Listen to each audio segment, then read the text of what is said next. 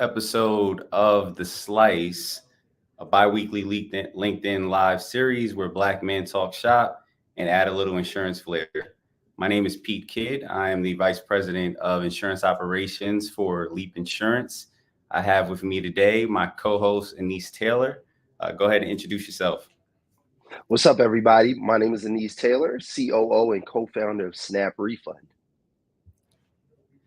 Awesome. So we're here today to talk about, Insurtechs and figuring out if Insurtechs eliminate the inequities in the insurance industry. So Anise, what do you think? Just very broad question in a segment that I'm very passionate about, and so are you. But what's your initial thoughts on that?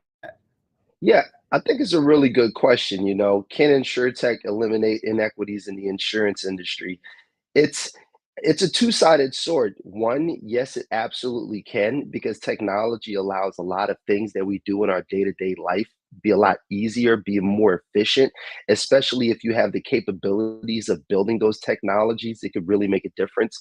But I think, inequities, whether it's tech or anything else, I think it really depends on the people that you're trying to be equal with. If they're willing to let you in, if they're willing to really help you and guide you and give you the opportunities. Do I think tech is the answer to that? The case is still out, so I'm really not sure. But what I do believe is that, when you do the work and you kind of just believe in a vision that you have, whatever it is you're building, whether it's tech or anything else, I think if you just kind of stick to that and you do it really well, that matters. But tech is what I love to do. So, I believe that it's given me the opportunities that I probably wouldn't have otherwise. What about you? Yeah, no, I'm in agreement, man. My career experience, transitioning from the big carrier space, right, PNC, and transitioning into this insurtech space in the last 3 years, it's been eye-opening, right? To see how fast the insurance industry is evolving compared to, even 10, 15 years ago, where things were a little bit more stagnant and rigid, right? It's very nimble and it's creating a lot of opportunities. But I think, your point about us trying to figure out whether or not this is the solve, it's still up for question, right? And so when you're thinking about the landscape of insurance in general and DE&I and some of the regular just continuing conversations that we're having around solving some of the inequities, and you mirror that with what Insurtech looks like, right? There's still some challenges that that exist for Insurtech, right? So when we think about like how many Black owned Insurtech founders are there, right? I can think of two Mhm. off the top of my head. Loop Wow. Insurance, based out of Austin, Texas, and then I think there's another company Marshmallow in the UK, right? And then taking it a step further, it's like, okay, well, how do we have more representation when it comes to ownership of insurtechs, right?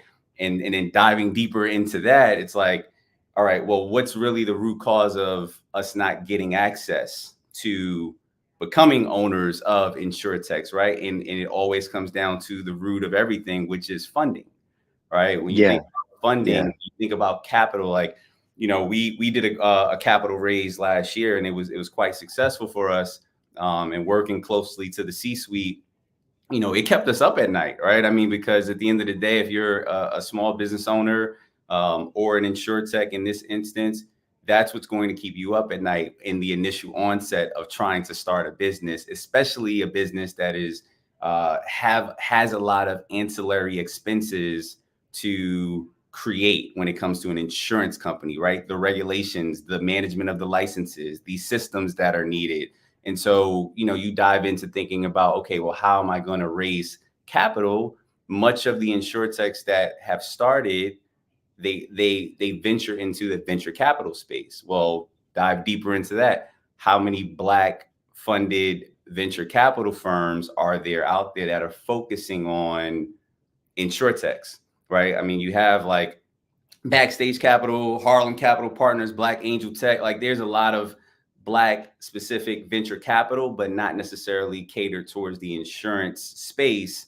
And then there's a lack of Black insurtech owners. So there's a gap there for sure that I think, we can certainly, spend all day speaking about and trying to figure out. But until we have more representation, in that landscape, that's really where I think we can make more headway towards some of these inequities. But what are your thoughts on some of the complications of the representation piece in the landscape of Black insurtech, right? Like, I feel like all of us that are in this space, we all know each other, right? Like, we Yeah, all know each other in terms of like who's working in insurtech. So I think that in itself speaks volumes. So what's your thoughts there?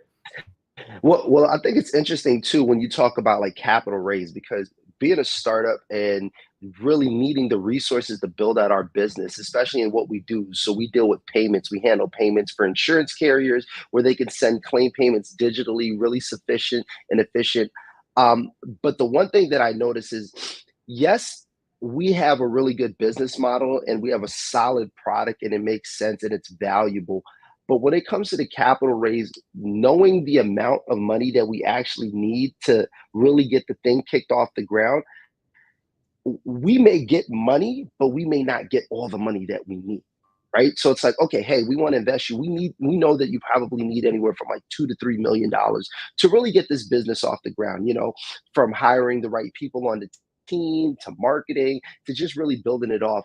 And then you get an investment for like a couple $100,000, which, hey, I'm thankful and I'm grateful to get it, because we really need it. But it's kind of like, all right, well, we're not really pushing the boat. We're just kind of like, just tapping it. And so I think for me, really where the challenge becomes in my team is that, hey, we're not going to get as much as others, maybe our counterparts that would start a business like this, but we're going to get something, right? And with what we get, what are we going to do with it? So that's really where it comes down to how to get to that next level. I think that's the journey of being a founder.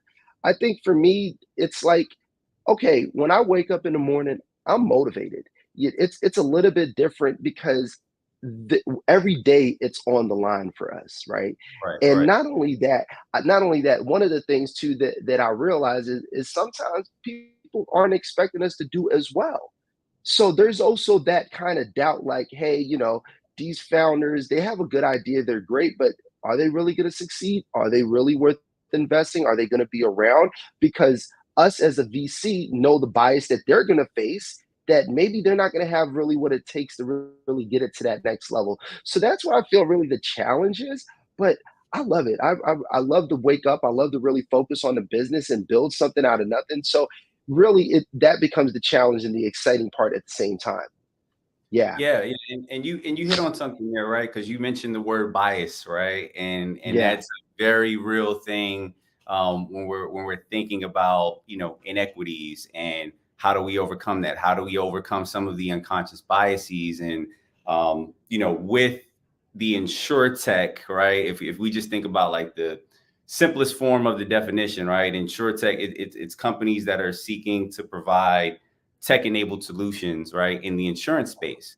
And Yeah. so, we're leveraging technology a lot, right? Like, I mean, I don't think you can see a earnings report come out where they're not talking about AI, right? And so the use of AI, how can we leverage AI? I mean, even your claim payment platform is a lot of AI integrations that you're working on, right? And so with the understanding that technology is important, right? How do we leverage technology in a way to where we can level the playing field for underserved communities while also overcoming some of those biases that the technology may not be able to filter through, that ultimately can impact the affordability and accessibility of insurance and insurance solutions? Yeah, yeah.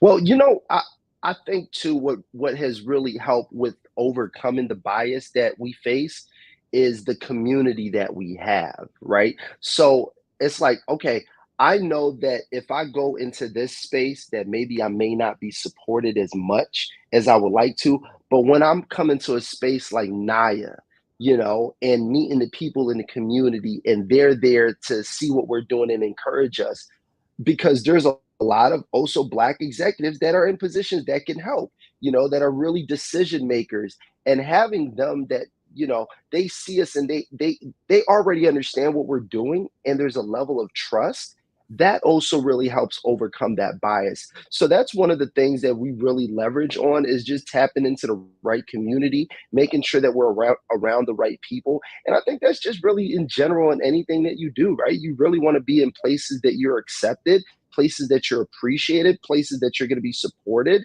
encouraged. And I think that really helps us get the confidence to know, okay, hey, we can actually do this. I think another thing too that it comes down, and it's important for me to really talk about this too, being a founder and other companies that are looking to get into the Insurtech space. I will say this: I don't think color lines really matter when it comes to building out a really good product.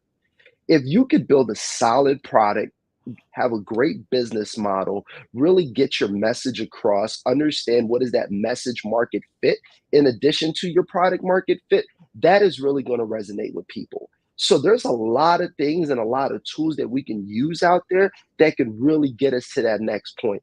What is one of those tools that we love to use? Social media. We've been really, really pressing hard on social media, because the thing is like, okay, I can't go into this quiet room with this VC and explain to him what I'm trying to do, because he probably doesn't care. But if I could get my message out to the millions of people out there that's willing to listen, maybe there's a canary in the mine that's going to be like, oh, I like what these guys are doing. I see them popping up. I see them working. I've seen their failures. I see their success. I want to be a part of this too. I want to be a part of this story and the journey. And it's really something that we all could get involved with. That's one of the things that we really utilize to really help us get our message out there. Another thing too that we've been focused on, and we talked about community, in addition to the NIA community, a big community for us is the startup community, is the entrepreneurial community, because I think being an entrepreneur, that passes any color line, any community, anywhere in the world. There's entrepreneurs everywhere, and I think it's a language that we understand together. So starting an insurtech company in the insurance industry is one thing, but if you really build a solid product, get your message out there that really resonate with folks, I think these are some of the simple steps that you could do to really acquire success in the space.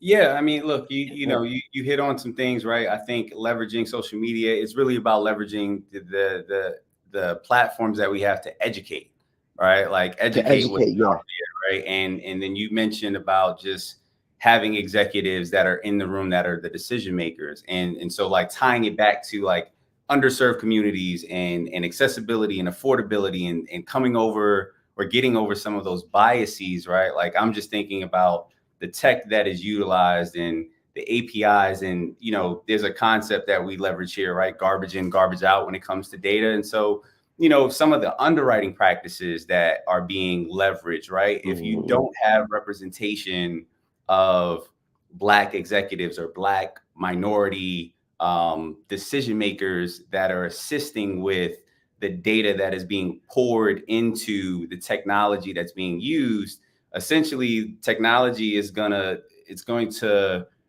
manifest a deeper problem, a deeper rooted problem, because we're relying so heavily on the tech work, right? So, it's like really trying to get in the room and challenge some of the uh, traditional concepts of what we know today is like our insurance practices or our underwriting guidelines, right? Like redlining, I mean, though it was a thing of the past, I mean, it's still somewhat systemic in terms of our practices, right? I mean, we're a long way away from having race and rate based underwriting being mm, legal in the United States, but there's still things that are used such as zip code and credit score and occupation, education, all of these data points, right? If we're utilizing new technology with old data, right, we're not really going to make a headway to overcome the challenges that we're seeing, within the insurance industry as a whole with the products that are being created. So, it's really trying to figure out, working with Insurtechs here, like with Leap, our mission like is very simplistic in a sense where all that we're trying to do is just make renting more affordable, right? Like, and mhm, it's a very niche product, right? And I think that's what Insurtechs, if we get back to the question of like, can Insurtechs solve for the inequities in the insurance industry, right? I mhm, think there is a unique presence and need for insurtechs because there's an evolution of products that are being created to solve for some of these gaps, right? And in our coverage that we provide is somewhat of a gap coverage, right? We're making renting more affordable by providing a risk solution to landlords to protect them from tenant defaults, right? And signing and having being a guarantor for tenants that may not qualify for apartments that um, otherwise they wouldn't have housing to live in, right? And so if mm. they leverage an insurance product, right, on behalf of the landlord, they're able to qualify for these properties, these student housing, single family, multifamily. So I think from that lens, right, if we're thinking about the insurtech place, it can help with some of those inequities that we're trying to solve for. But ultimately, again, if we're relying on some of the data that historically Mhm. insurance companies rely on, and there's no challenge to that data, it goes back to the concept of garbage in, garbage out, and now we're still in rooting some of those discriminatory biases that already exist within the insurance industry today. Yeah, yeah. Let me ask you a question. Being an executive in the position that you are, what are some of the challenges that you face to get to the point that you are in a company like you are right now? Because I mean, I don't know too much about you, Pete, but were you able to get there like on your first shot? I'm sure there was some real struggles to that. I'd like to know a little bit more of how you got there. Yeah, I mean, look, I've had a lot of people help me along the way, man. I mean, for me in my career and falling into this industry, as I like to say, we mentioned it earlier, right? The representation piece. Like, I really Mm, believe role modeling is a missing part of the insurance industry to solve for some of the inequities. And so if you can't see, you can't believe, right? mm, I really stand firm on that. And so for me to get into the tech space, it was a risk that I kind of took to bet on myself, in understanding what the tech space looked like at the time in 2021 when I made the transition. And I really wanted to be a part of change. I really wanted to be a part of challenging the status quo. We are probably in maybe like the V3 of insurtechs, right? If you're going back all the way to 2008 or so, 2012, and then the emergence of Lemonade, and then you'll have all these other companies coming afterwards. But when you looked at the landscape, you didn't really see a lot of us. right? And Yeah. so I've always had my eye on this insurtech space, and it always grabbed me as an area of interest because, again, it in itself, the concept of insurtech is to disrupt and disrupt so much that it now becomes adopted, and that's where the innovation really starts to take place. And I really wanted to be a part of that. So yeah, I mean, it was me taking a shot on myself, man, to get into the space, and I was fortunate to land here at Leap, and have some value add to some of the things that we are trying to accomplish here. But it also comes down to the leadership group that we have within our organization. We're a very diverse company. I think, just from a gender perspective, we're, about a 50-50 split. Yes, I'm the only Black executive um, on our staff, but that allows for me to be in the room, to be a decision maker, Mm. to go back to the points of, hey, we are trying to create API integrations and figure out how we can expand our market. We're expanding into the UK. What does that look like? Understanding how we can make headway with some of the practices that traditionally may force a segment of our community out, right? And giving them more education, giving them more access, giving them pricing that's a little bit more affordable, right? I really love what Loop Insurance is doing with challenging some of those underwriting guidelines and not necessarily leveraging what is traditional in the sense of like a risk scorecard and binding coverage in that facet, right? So I think ultimately, man, it excited me. It gave me a sense of direction and pride to be a part of this Mm. disruption that ultimately I do think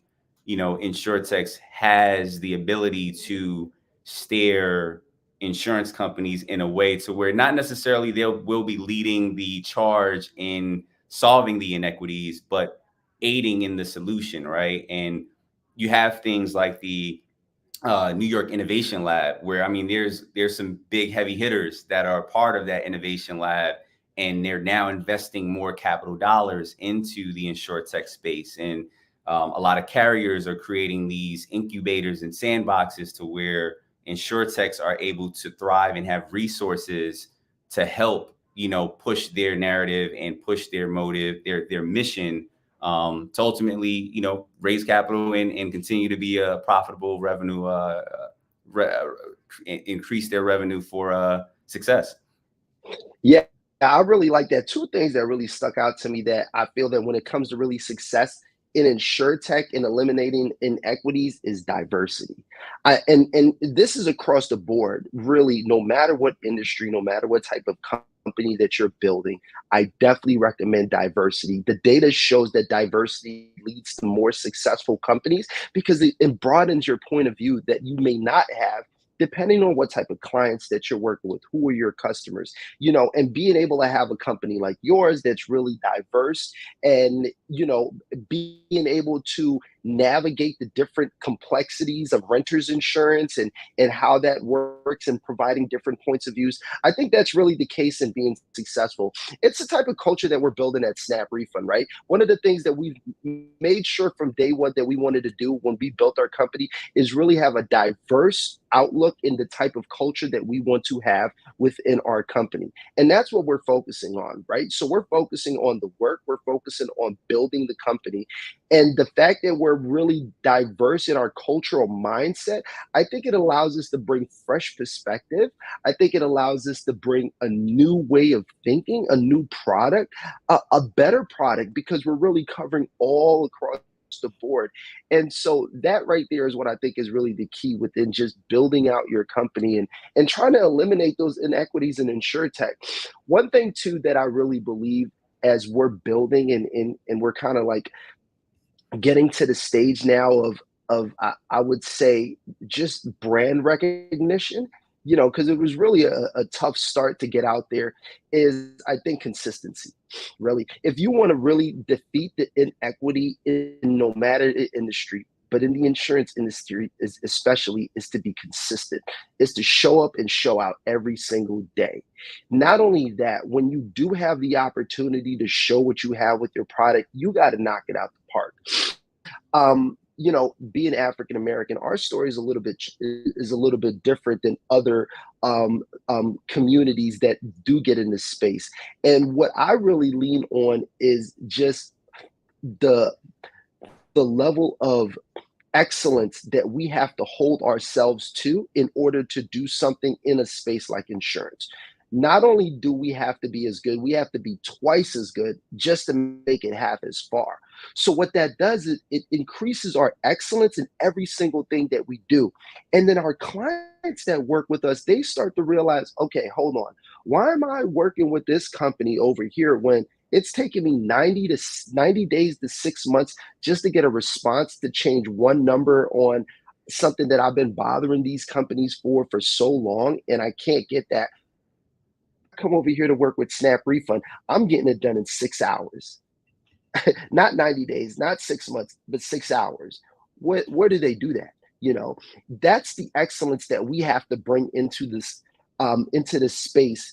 And I think really just leaning on what we've been through in our experience and just knowing that we have to really set that bar, that's really what I believe is going to continue to help us broaden and shorten those inequities that we see in the insurance industry. So excellence is really one of those things that I really commend. Consistency. You want to be consistent out there. You want to make sure that you're showing up every day and you're doing what you say. And then when you're given that opportunity, Pete, we got to knock it out the park, man. You For know, sure. honestly, the way that I look at it, we got to be like Michael Jordan on the court. Sometimes people said that, hey, you know, Michael Jordan or Kobe Bryant, they were better at their job than anybody else was at their job. That's the same way that we approach what we do. I want to be the best at my job. I want to be, when it comes down to payments and Insurtech and handling claim payments for the insurance industry, we don't want to just be one of the players. We want to be the best. And I really lean on that to be successful in this space. And I think that if others, and if I could leave one message for our listeners and our viewers out there, it's consistently strive for excellence. And if you do that, I am telling you, those inequities are going to start to shorten because we really have an amazing opportunity and an amazing opportunity in the time that we're in now. This is really the best time for us to build a business. You know, and so just being out there and just doing what you have to do, I think that's going to lead to a lot of successful companies out there in the Insurtech space. Absolutely, absolutely. Yeah. Well, man, we're short on time.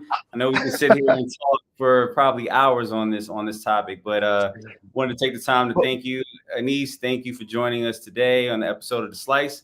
Be sure to tune in 2 weeks from now, same place, but new date and time. Don't forget to join Joe Love Pie, the only online platform for Black insurance professionals. Thank you, Anis. Until next time. Thank you, Pete. Hey. Peace, y'all. Thank you.